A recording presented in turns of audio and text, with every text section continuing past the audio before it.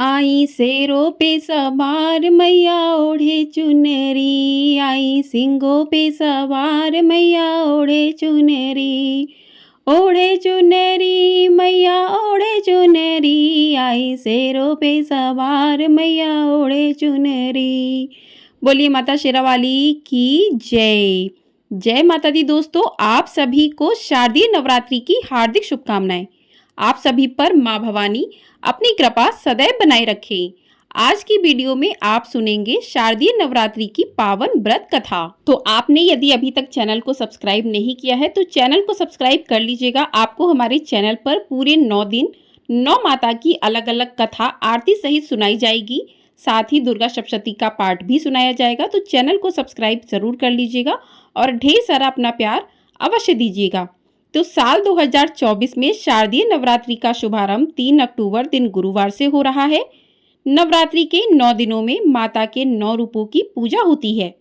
ऐसे में मान्यता है कि इन 9 दिनों में माँ दुर्गा की आराधना के साथ साथ उनकी कथा को पढ़ने और सुनने से व्यक्ति को उसके कष्टों से मुक्ति मिल जाती है। तो ऐसे में जो भी भक्त माँ दुर्गा की कथा को सुनते हैं अथवा पढ़ते हैं तो माँ भवानी अपने भक्तों की सभी मनोकामनाओं को पूरा करती हैं। तो प्रिय भक्तजनों, चलिए कथा को शुरू करते हैं। उससे पहले माँ भवानी जगदम्बा का ध्यान करते हैं। बोलिए माँ शेरावाली की जय। एक समय बृहस्पति जी ब्रह्मा जी से बोले कि हे ब्राह्मण श्रेष्ठ, चैत्र व आश्विन मास के शुक्ल पक्ष में नवरात्र का व्रत और उत्सव क्यों किया जाता है? इस व्रत का क्या फल है? इसे किस प्रकार करना उचित है? पहले इस व्रत को किसने किया? सो विस्तार से कहिए। बृहस्पति जी का ऐसा प्रश्न सुनकर ब्रह्मा जी ने कहा कि हे बृहस्पति, प्राणियों के हित की इच्छा से तुमने बहुत ही अच्छा प्रश्न किया है। जो मनुष्य मनोरथ पूर्ण करने वाली दुर्गा, महादेव, सूर्य और नारायण का ध्यान करते हैं वे मनुष्य धन्य हैं। यह नवरात्र व्रत संपूर्ण कामनाओं को पूर्ण करने वाला है। इसके करने से पुत्र की कामना वाले को पुत्र, धन की लालसा वाले को धन, विद्या की चाहना करने वाले को विद्या और सुख की इच्छा वाले को सुख मिलता है। इस व्रत को करने से रोगी मनुष्य का रोग दूर हो जाता है, मनुष्य की संपूर्ण विपत्तियां दूर हो जाती हैं और घर में समृद्धि की वृद्धि होती है। बांधवा को पुत्र प्राप्त होता है, समस्त पापों से छुटकारा मिल जाता है और मन का मनोरथ सिद्ध होता है। जो मनुष्य इस नवरात्र व्रत को नहीं करता वह अनेक दुखों को भोगता है और कष्ट व रोग से पीड़ित हो अंगहीनता को प्राप्त होता है। उसकी संतान नहीं होती और वह धन धान्य से रहित हो भूख और प्यास से व्याकुल घूमता फिरता है तथा संज्ञाहीन हो जाता है। जो सधवा स्त्री इस व्रत को नहीं करती वह पति सुख से वंचित हो नाना दुखों को भोगती है। यदि व्रत करने वाला मनुष्य सारे दिन का उपवास ना कर सके तो एक समय भोजन करे और 10 दिन बांधवों सहित नवरात्र व्रत की कथा का श्रवण करे। हे बृहस्पति, जिसने पहले इस महाव्रत को किया वह कथा मैं तुम्हें सुनाता हूँ, तुम सावधान होकर सुनो। इस प्रकार ब्रह्मा जी का वचन सुनकर बृहस्पति जी बोले कि ब्राह्मण, मनुष्यों का कल्याण करने वाले इस व्रत के इतिहास को मेरे लिए कहो। मैं सावधान होकर सुन रहा हूँ। आपकी शरण में आए हुए मुझ पर कृपा करो। ब्रह्मा जी बोले, प्राचीन काल में मनोहर नगर में पीठत नाम का एक अनाथ ब्राह्मण रहता था। वह भगवती दुर्गा का भक्त था। उसके संपूर्ण सद्गुणों से युक्त सुमति नाम की एक अत्यंत सुंदरी कन्या उत्पन्न हुई। वह कन्या सुमति अपने पिता के घर बाल्यकाल में अपनी सहेलियों के साथ क्रीड़ा करती हुई इस प्रकार बढ़ने लगी जैसे शुक्ल पक्ष में चंद्रमा की कला बढ़ती है। उसका पिता प्रतिदिन जब दुर्गा की पूजा करके होम किया करता था वह उस समय नियम से वहां उपस्थित रहती थी। एक दिन सुमति अपनी सखियों के साथ खेल में लग गई और भगवती के पूजन में उपस्थित नहीं हुई। उसके पिता को पुत्री की ऐसी असावधानी देखकर क्रोध आया और वह पुत्री से कहने लगा, अरे दुष्ट पुत्री, आज तूने भगवती का पूजन नहीं किया, इस कारण मैं किसी कुष्ठ रोगी या दरिद्र मनुष्य के साथ तेरा विवाह करूंगा। पिता का ऐसा वचन सुनकर सुमति को बड़ा दुख हुआ और पिता से कहने लगी कि हे पिता, मैं आपकी कन्या हूँ तथा सब तरह आपके अधीन हूँ। जैसी आपकी इच्छा हो वैसा ही करो। राजा से, कुष्टी से, दरिद्र से अथवा जिसके साथ चाहो मेरा विवाह कर दो, पर होगा वही जो मेरे भाग्य में लिखा है। मेरा तो अटल विश्वास है, जो जैसा कर्म करता है उसको कर्मों के अनुसार वैसा ही फल प्राप्त होता है, क्योंकि कर्म करना मनुष्य के अधीन है, पर फल देना ईश्वर के अधीन है। जैसे अग्नि में पड़ने से तृणादि उसको अधिक प्रदीप्त कर देते हैं, इस प्रकार कन्या के निर्भयता से कहे हुए वचन सुन उस ब्राह्मण ने क्रोधित हो अपनी कन्या का विवाह एक कुष्टी के साथ कर दिया और अत्यंत क्रोधित हो पुत्री से कहने लगा, हे पुत्री, अपने कर्म का फल भोगो, देखें भाग्य के भरोसे रहकर क्या करती हो। पिता के ऐसे कटु वचनों को सुन सुमति मन में विचार करने लगी, अहो मेरा बड़ा दुर्भाग्य है जिससे मुझे ऐसा पति मिला। इस तरह अपने दुख का विचार करती हुई वह कन्या अपने पति के साथ वन में चली गई और डरावने कुशायुक्त उस निर्जन वन में उन्होंने वह रात बड़े ही कष्ट के साथ व्यतीत की। उस गरीब बालिका की ऐसी दशा देखकर देवी भगवती ने पूर्व पुण्य के प्रभाव से प्रकट हो सुमति से कहा कि हे दीन ब्राह्मणी, मैं तुझसे प्रसन्न हूँ, तुम जो चाहो सो वरदान मांग सकती हो। भगवती दुर्गा का यह वचन सुनकर ब्राह्मणी ने कहा, आप कौन हैं? वह सब मुझसे कहो। ब्राह्मणी का ऐसा वचन सुनकर देवी ने कहा कि मैं आदिशक्ति भगवती हूँ और मैं ही ब्रह्मा विद्या व सरस्वती हूँ। प्रसन्न होने पर मैं प्राणियों का दुख दूर करके उनको सुख प्रदान करती हूँ। हे ब्राह्मणी, मैं तुझ पर तेरे पूर्व जन्म के प्रभाव से प्रसन्न हूँ। तुम्हारे पूर्व जन्म का वृत्तांत सुनाती हूँ, सुनो। तू पूर्व जन्म में निषाद भील की स्त्री थी और अति पतिव्रता भी थी। एक दिन तेरे पति निषाद ने चोरी की। चोरी करने के कारण तुम दोनों को सिपाहियों ने पकड़ लिया और ले जाकर जेल खाने में कैद कर दिया।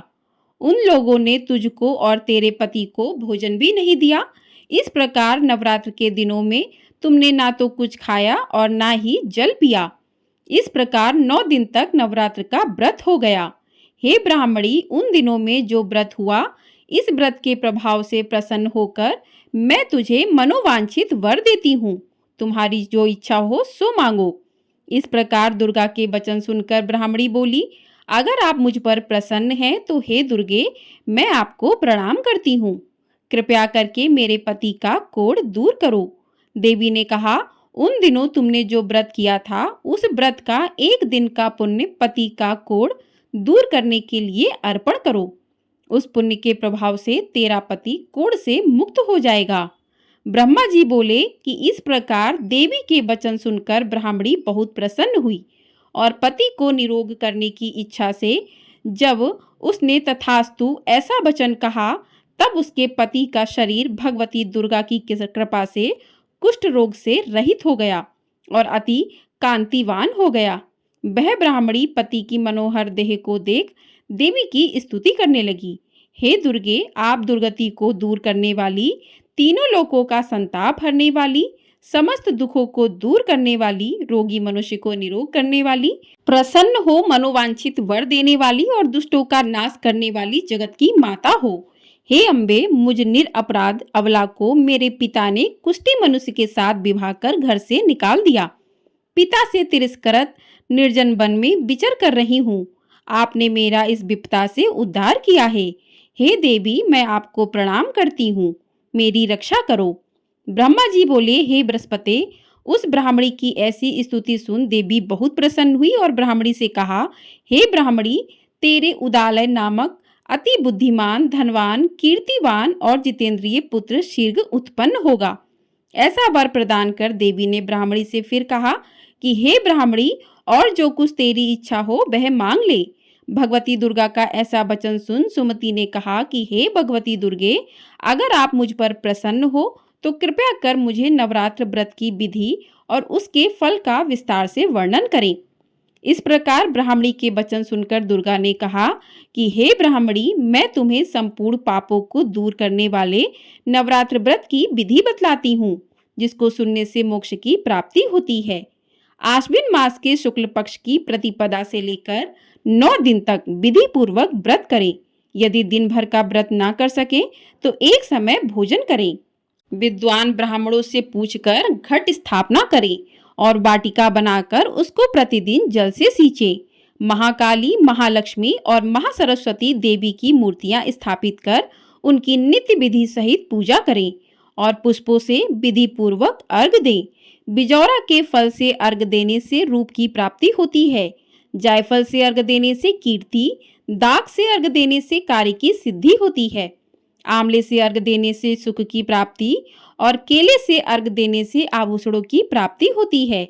इस प्रकार पुष्पों व फलों से अर्घ देकर व्रत समाप्त होने पर 9वें दिन यथाविधि हवन करें।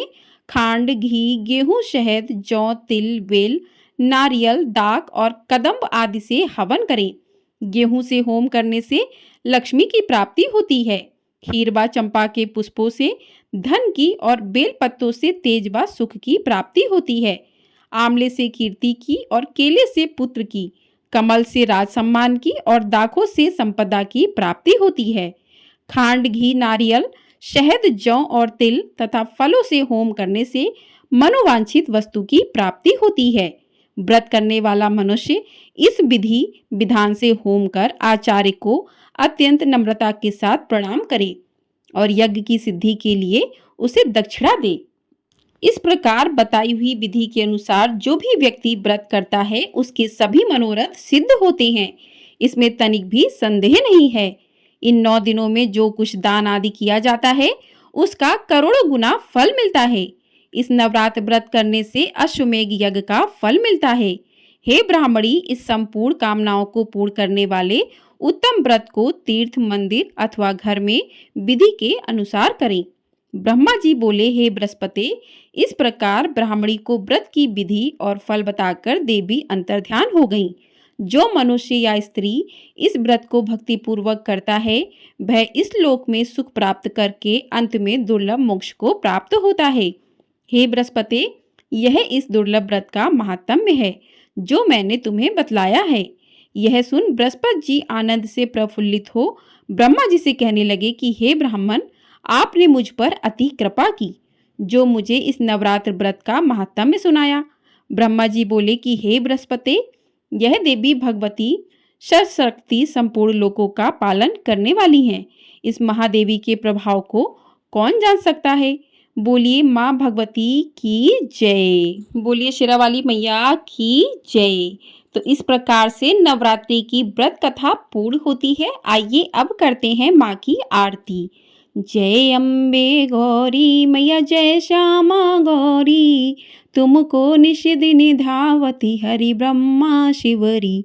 ओम जय अम्बे गौरी, मांग सिंदूर विराजत, टीको मृग मद को, उज्ज्वल से दो नैना चंद्र बदननी को।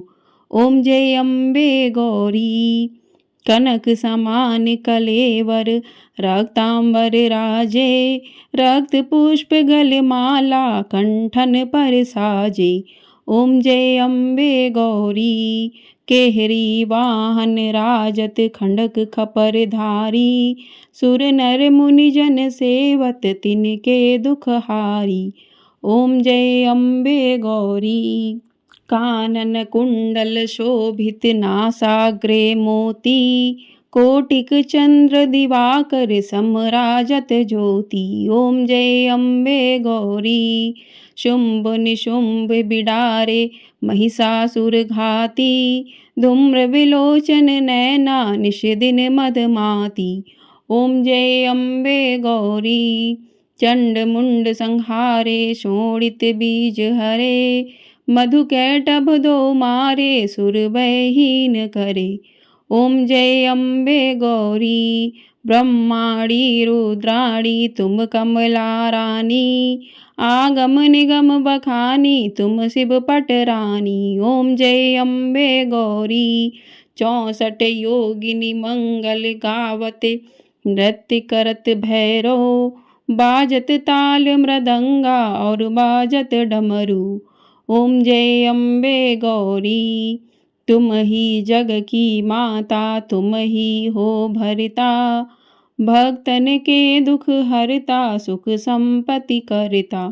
ओम जय अम्बे गौरी। भुजाचार अति शोभित बर मुद्राधारी, मन वांछित फल पावत सेवत नर नारी। ओम जय अम्बे गौरी। कंचन थाल विराजत अगर कपूर बाती, श्रीमाल के तुम्हें राजत कोटि रतन ज्योति। ओम जय अम्बे गौरी। श्री अम्बे जी की आरती जो कोई नर गावे, कहत शिवानंद स्वामी सुख संपत्ति पावे। ओम जय अम्बे गौरी। ओम जय अम्बे गौरी। मैया जय श्यामा गौरी, तुमको निश दिन धावती हरि ब्रह्मा शिवरी। ओम जय अम्बे गौरी। बोली अम्बे मैया की जय। बोली माँ शेरावाली की जय।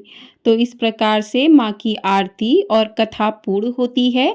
माँ से आप अंत में जो है क्षमा प्रार्थना करें आरती करने के बाद, क्योंकि पूजा में कुछ गलती यदि आपसे हो गई है तो उसके लिए आप क्षमा प्रार्थना करें कि हे माँ जगदम्बा, पूजा में यदि मुझसे कोई गलती हो गई है तो आप मेरी गलती को क्षमा करें। तो इस प्रकार से आप माँ से क्षमा मांगें। आप इस प्रकार से बोलें कि हे मातेश्वरी, मैंने जो मंत्रहीन क्रियाहीन भक्त युक्त पूजन किया है वह स्वीकार करें। हे परमेश्वरी, अज्ञान से, भूल से अथवा बुद्धि भ्रांति से जो न्यूनता अथवा अधिकता हो गई है उसे क्षमा करिए और हे माँ जगदम्बा प्रसन्न हो जाइए। तो इस प्रकार से विनम्रता पूर्वक माँ से क्षमा याचना कीजिए और क्षमा याचना करने के बाद आपकी पूजा जो है वो पूर्ण होती है। तो जो इस दिन आप जो है दुर्गा सप्तशती का पाठ भी कर सकते हैं, दुर्गा चालीसा पढ़ सकते हैं, दुर्गा कवच का पाठ कर सकते हैं और माँ के कुछ मंत्र हैं जिनका जाप आप नवरात्रि के पूरे दिनों में कर सकते हैं। तो आपको अलग अलग माँ के कौन कौन से मंत्र हैं उनकी वीडियो हमारे चैनल पर मिल जाएगी। तो चैनल को यदि आपने सब्सक्राइब नहीं किया है तो चैनल को जरूर सब्सक्राइब कर लें। और आप माँ का जो प्रिय मंत्र है ओम ऐं ह्रीं क्लीं चामुंडै विद्महे नमः, तो इस मंत्र का आप 108 बार जाप कर लें। यदि आपकी कोई मनोकामना है तो वो पूरी हो जाती है इस मंत्र को 108 बार करने से। तो आप इस मंत्र का जाप कर सकते हैं। बाकी सारी ही माताओं के अलग अलग रूपों के अलग अलग मंत्र हैं, तो आप उनको भी प्रतिदिन जिन माता का व्रत है उस दिन उनका व्रत कर सकते हैं। आपको हमारे चैनल पर नवरात्रि की पूजा विधि की संपूर्ण वीडियो है और पूजन सामग्री की संपूर्ण वीडियो अपलोड हो चुकी है, तो आप लोग जाकर उसे भी अवश्य देखिएगा कि आपसे पूजा में कोई गलती ना हो जाए। क्योंकि पूजा में आप कम पूजा करें लेकिन उसमें कोई गलती नहीं होनी चाहिए, इस बात का विशेष रूप से ध्यान रखना चाहिए। और यदि आपसे पूजा में कोई गलती हो जाती है तो माँ से उसके लिए क्षमा प्रार्थना करें कि आपसे पूजा में जो भी गलती उसके लिए माँ क्षमा प्रार्थना है हम।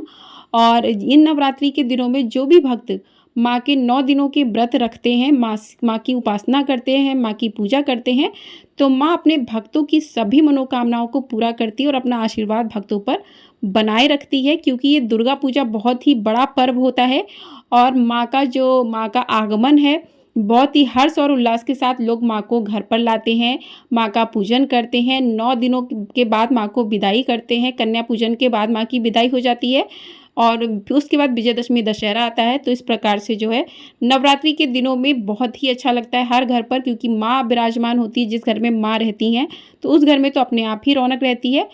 तो सभी प्रकार की कथाओं को सुनने के लिए आप हमारे चैनल को सब्सक्राइब ज़रूर कर लीजिएगा और बेल आइकन प्रेस कर दीजिएगा ताकि आपको आने वाली वीडियो जो है तुरंत मिल सके। और जो भी दुर्गा नवरात्रि की जो भी वीडियो है, जिन भी माता का जिस दिन व्रत है उस दिन की कथा आरती के सहित आपको हमारे चैनल पर मिल जाएगी। तो ढेर सारा अपना प्यार अवश्य दीजिएगा और चैनल को सब्सक्राइब ज़रूर कर दीजिएगा। कमेंट बॉक्स में जय माता दी अवश्य लिखिएगा।